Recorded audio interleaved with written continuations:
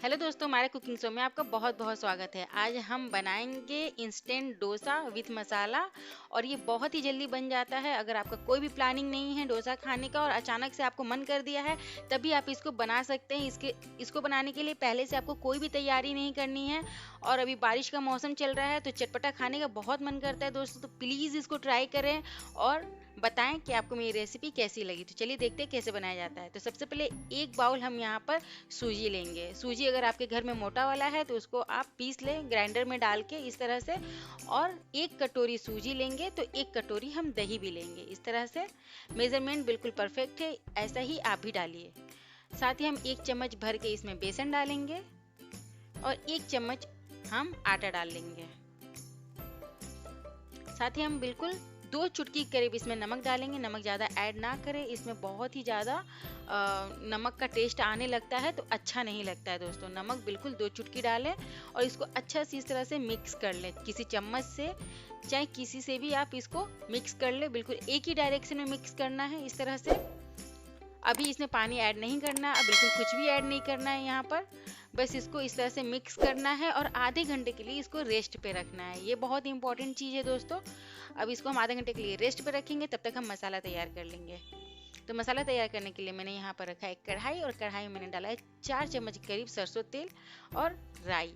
राई मैंने आधा चम्मच डाला है। जब राई चटक जाए तो इसमें हम डालेंगे कड़ी लिव्स इस तरह से।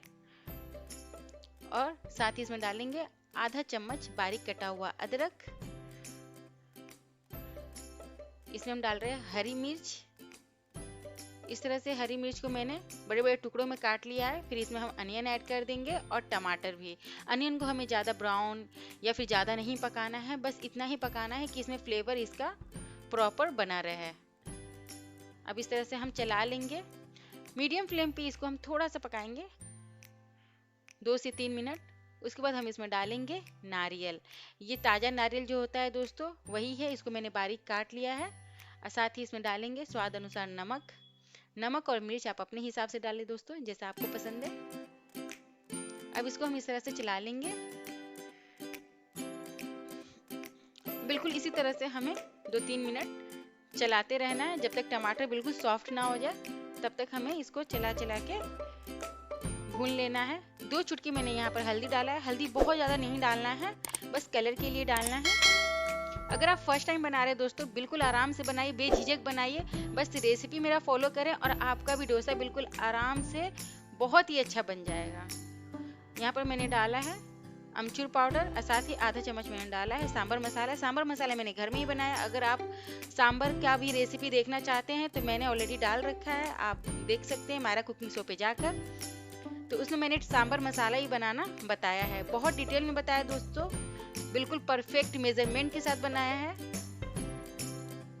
तो सांभर मसाला आप जरूर ऐड करें। घर का मसाला तो बहुत ही टेस्टी बनता है और ये मसाला जो हम तैयार कर रहे हैं ये गजब बनता है दोस्तों, मार्केट से भी अच्छा बनता है।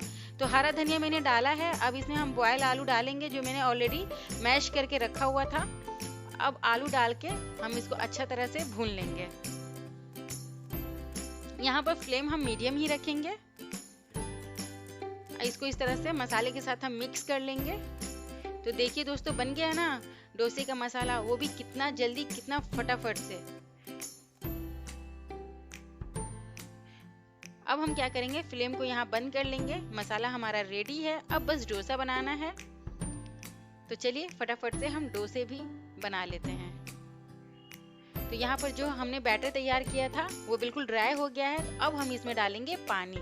तो 1 कप मैंने पानी लिया है।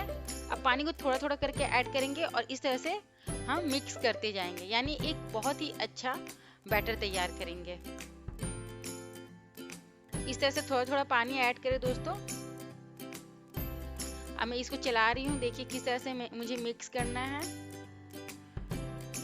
यहाँ पर हम डालेंगे 1 टीस्पून बेकिंग सोडा और उसके बाद से एक ही डायरेक्शन में हमें इसे मिलाना है। अच्छा डोसा बनाने के लिए दोस्तों बिल्कुल ऐसा ही कंसिस्टेंसी चाहिए। आप देख सकते हैं, मैं आपको दिखा रही हूँ बहुत डिटेल में। अब बैटर हमारा बिल्कुल रेडी है, आप देख सकते हैं। अब हम चलें इसको बना लेते हैं फटाफट से।